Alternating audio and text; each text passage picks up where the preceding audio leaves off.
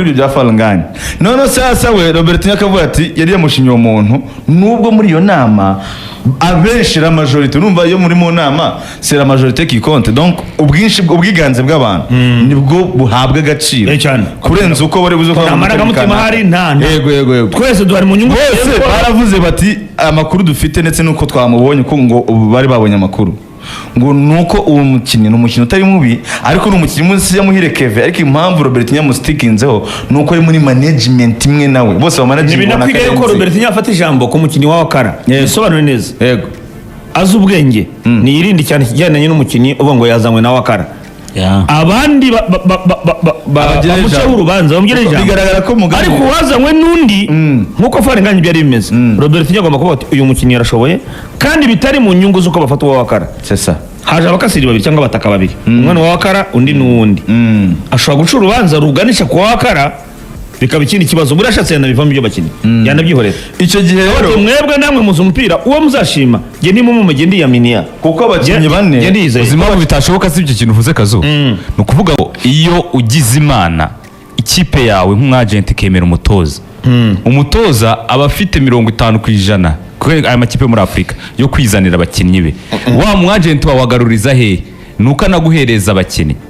So kuvuga ngo Robert Nyo yavuga ngo mujye mwishakira yabacanye Wakara ntibishoboka.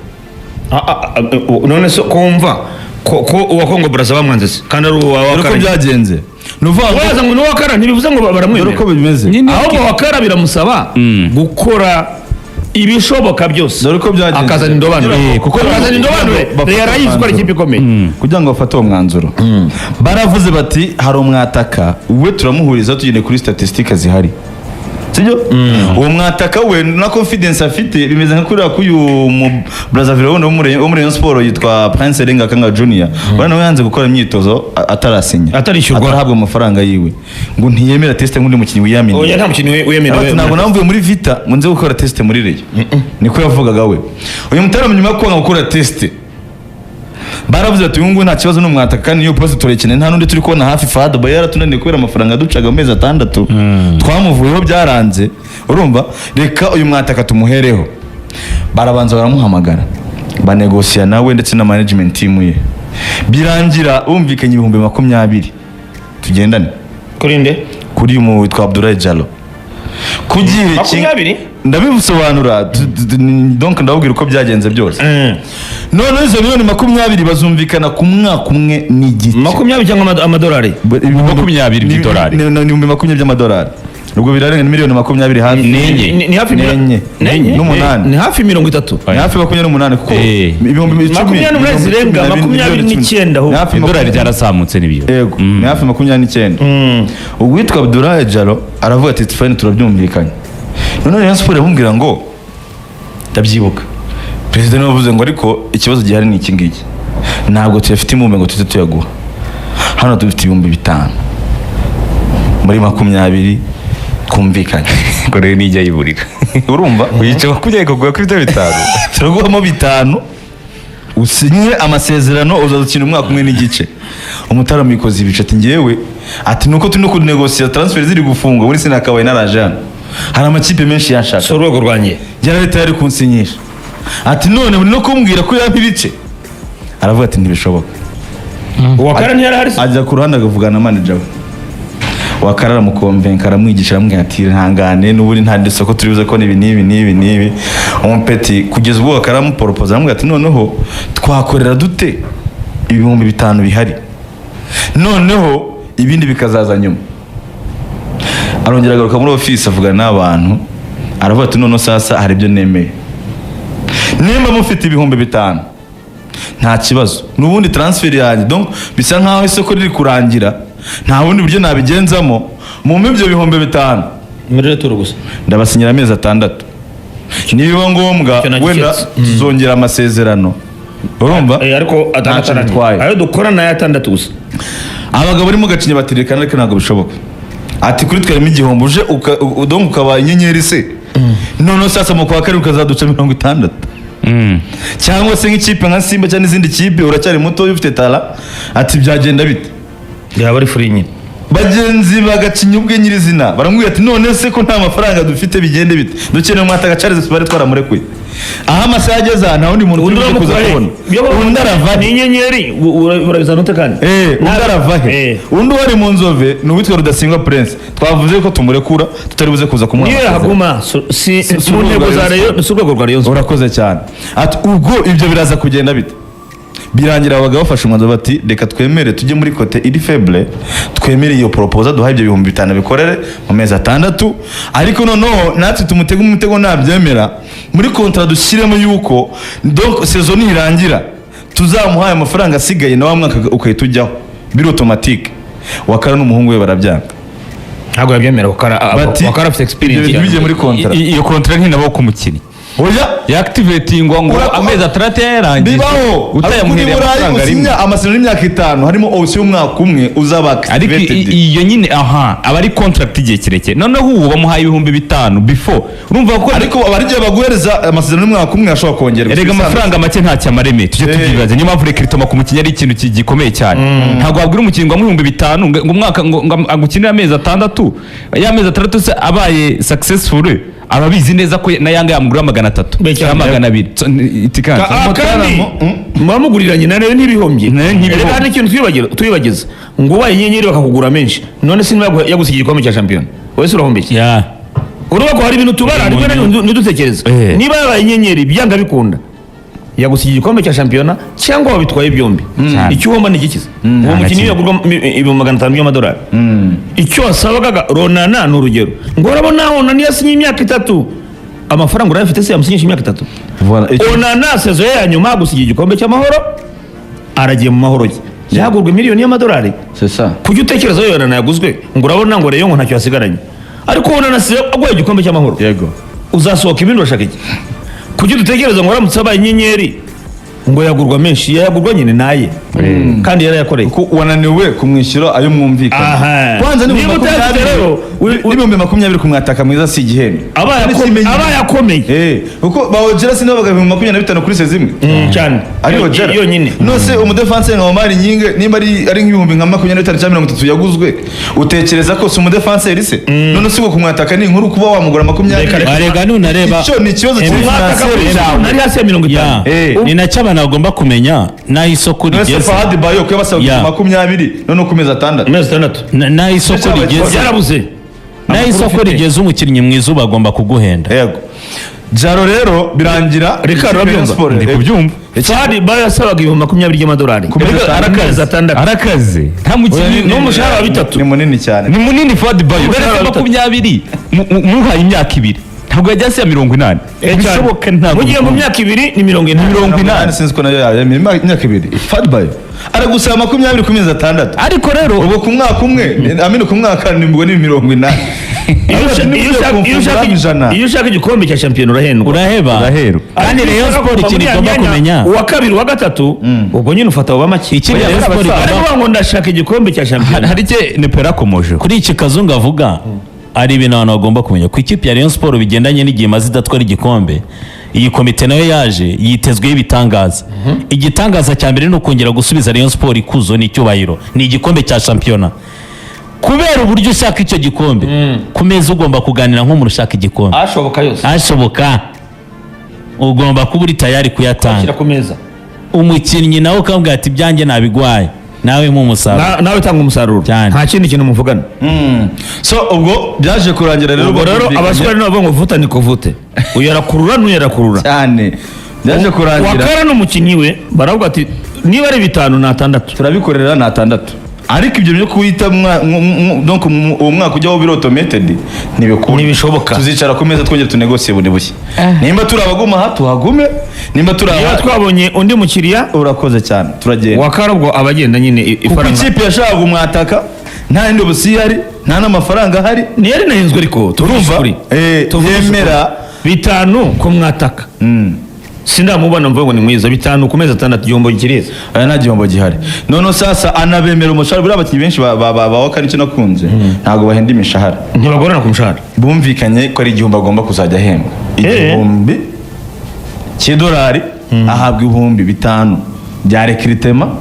umuhangu bukiye mu gitondo ajya gutangira imyitozo na bagenzi be mu Nzove. Kontra ikibamo yuko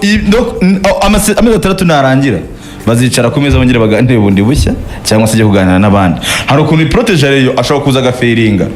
wamuhaye ikontra kirekire bigusaba kumwirukana ukajya kuregana, ariko uri umukinnyi hari ukuntu protege bituma nakora cyane. Uri umukinnyi uzi ko kontra iri kugana ku musozo ashaka kandi kaza ubutaha, hari ukuntu ashyiramo imbaraga, ntabwo akina nk'umuntu already ufite amasezerano maremare. So ubwo kuri Jaro biba birarangiye birakemutse, dosiye bayitereka ku ruhande. None cyakurikiyeho baravuze bati ariko mu bintu byose turi kuganira hari ikintu kiremereye turi kwirengagiza kandi aricyo kintu cy'ingenzi. Robert yatubwiye ko umuntu wa mbere tugomba guheraho ari umukase. Ariko twe mu mibonere yacu twabona niba tudafite ikibazo gikomeye ahubwo dukeneye umusimbura cyangwa undi mwataka, niyo mpamvu duhere kuri Abdoulaye Jalo.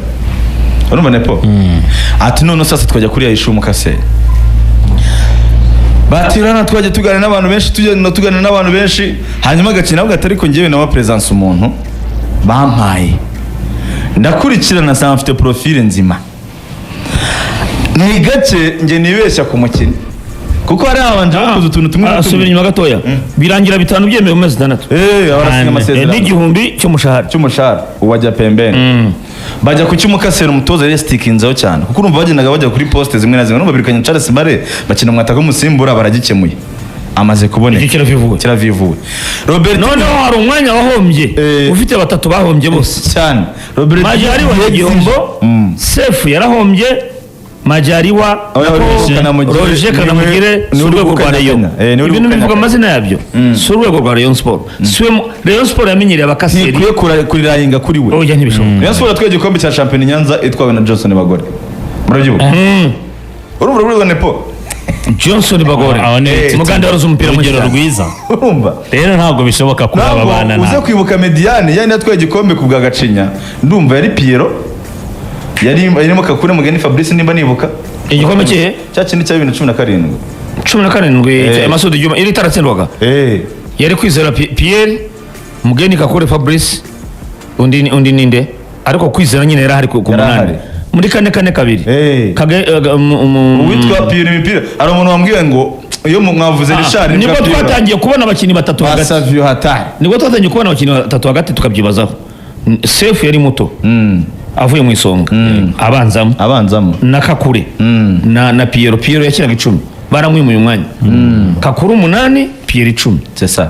Urumva ni gushaka kujya mvuge yuko inshuro zose Rayon Sport agiba na cya gihe Rayon Sport twagiye igikombe cya championnat yari prime time y'ubu ari nayo cyatumye mu byibuka nayo cyatumye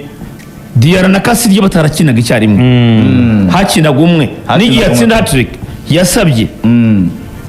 hari atsinda 3 niyo sezo ni yabanje ariko bose bari hari n'ubundi ni yabanje batwaye igikombe cyo muri cyo gihe. Ariyo mpamvu ngo yasabye arapfukama aravuga ati mbabarire nta kinyi match mu buzima bwanjye nta kintu nzabona nakoze Kasirye. Okay. So hanyuma rero bajya kuri issue yari goye cyane umutoza yababwiraga y'umukaseri Gacinya ababwira ko ari umuntu yareba presence ne bamubwiye witwa Abdou kandi umubwiye aramwizeye Suleiman Dafe ariko Gacinya ndumva yarabaye umwagent nawe. Oya Gacinya abakurikirana hafi no mujyanja ayobora rero yagiye mu by'abakindi cyane abazi uko bimeze uretse n'umupira wakubwira ko umuntu mu buzima busanzwe utuntu tudahandura ingikara duhanduringa burya gute nyine two tuntu nuduki awe ni umunyamujyi nyine ushobora kuba ufite akayishu Gacinya akubwira ati bikora bitya nk'umuntu w'umunyamujyi nese bisanzwe arategura muri make arategura we ni umunyamujyi biba numva bihagije. Aza aho banyura mu magambo make cyane aza aho banyura. Hanyuma Gacinya aravuga ati ngiye hari umukaseri ngiye muryamyeho niyo mpamvu niho hazaga ibyo bintu by'umuntu wo muri Muhazi atashaka kubyumva. Ariko si Muhazi urumva izo proposal ndashaka kumva kuri hari undi mu mediateur ndashaka kubona Rayon Sport na Aperi zikomeye cyane hari undi mu mediateur w'umugande ngo Uruwito Robertinho yamenye ari muri Vipers ngo yaravuze ati uyu muntu ko twabanyeho gato muri Vipers mwamuzanye ko nashobora kuba yadufasha. Gacinya aravuga ati cyane ko abakinnyi b'Uganda badahenze ariko icyo mbemerera aho yava hose Gacinya urabona ko izo za Muhazi manazemera ariko Muhazi y'Ubugande navuga intumuzane. Gacinya arababwira ati yewe urumva itandukaniro umukinnyi w'ikipe ntoya ya Uganda navuga niba ari umuhanga muzane ariko uwo mu Rwanda muri ikipe ntoya bishoboka. Arababwira ati ngewe Medini yavuye muri Kitara se ni ikipe ikomeye ariko ubushize yari mu top scorer afite ibitego 15 umwaka ushize. muri Kitara nyine niyo nshaka kwereka Kitara ni ikipe ntoya mu bihugu by'u Buganda ntabwo irimo. Okay. Komeza. Gacinya we yarababwiye ati njyewe personnellement uyu mukinnyi naramwikurikiraniye ndamuzi naramumenye muri Saritas akina muri Burkina Faso mumuzane kuri uru rwego rw'ishampiyona yacu yoroshye nagatanga igisubizo yitwa Robert Nyashaka ni muremure abereka ifoto we banegosiyaga adahari yarataragera mu Rwanda kuko yaje arimo urgence yo kuvuga ngo birare birangiye azaze nyuma byarangiye byarangiye nuvuga ngo Gacinya bati ntigoye ibintu byose twarumvikanye ni question namwe namubaha mukavuga mutagira ngo hari ikintu cy'injyawuro kirimo konyedo njyawuro urwego rwa Gacinya se urumva Gacinya no urumva iyo umuntu ashaka kuba clear aravuga ati reka ibintu byose abishyiramo that's fine ntacyo bitwaye amakuru mfite nuko baravuze ati nimba koko mwenyewe yaragiye muri iyo transfer akabikurikirana n'iki byose igisigaye no kumva kana atarabamubeshya ubu ni njyawuro aho izira wayitinyira ni wabwiye amakuru Gacinya yego ubu naho ni utinye wenda ariko nimba yarabashije ariko yavuze ngo ubwo agiye narabikurikiranye aho biravevuye c'est ça noneho baragiye muri négociation bumve mutaramu ntabwo ahenze uyu Dafe warizeye yarashaka kwiga yabasabye donc bumvikanye 15,000 gusa ku myaka 2 ntabwo ari umwaka umwe n'igice warizeye ni imyaka 2 arabati iyo 2 umukinnyi wizeye ubundi umwe wonyine urahagije yego kuba baguze amasezerano yaje ikindi ngo aravuga ati ntacyo reka mu myaka 2 mu gihe abakinnyi bacu baba basatse birenge ngo bambaye amafaranga make ngo ariko ngo sinagenda wumve nawe cyane kazo ariko uwizeye aravuga ngo mu myaka 2 nasinye umwe urahagije kuba naba nagiye sinzakina 2 mu Rwanda ni rwose. hanyuma uyu Dafe bumvikana 15,000 ku myaka 2 amakuru mfite baravuze bati nta kosa ryo gukora Gacinya aravuga ati nta nikosa ryo gukora ryo kumubwira ngo dufite ibice uyu mubwiye arahita hakana ntaza mu Rwanda ntabwo ari buze kuza turi kubwira ari hanze ntabwo turi kumwe nk'uyu nguyu twari twicaranye aha numubwira ngo ni 5 utarashyira kuri konti ngo yabone urumva netuvuga ngo ni ibice ntabwo ari buze kurira indege ntabwo ari buze kuza reba umuntu usumba muhaye n'Imana ariko aranakaze nashaka ko nkumvishe utayi yiwe arasumba muhaye n'Imana kuri indeshyo y'umukaseri agomba kuba areshya kuri hano hari inkuru mbona yasohotse mu kinyamakuru Africa Foot ku itariki ya mbere z'ukwezi kwa munani mwaka 2023 bari kugaruka kuri Souleymane Dafe wahoze akinira AS Real Bamako yo muri Mali yari icyo gihe yari muri Saritas bavuga uko yaramaze hamagaye bura ngo makipe bato yose ya Mali yose yari yitabiriye arimo ashaka ari amakipe muri Tunisia ngo 2023 nta myaka 2 ishize bavuga ko numwe mu bakinnyi beza muri Saritas yakinyeho ariko yakinyeho no muri mu bihugu by'Abarabu icyo gihe mashaka n'amakipe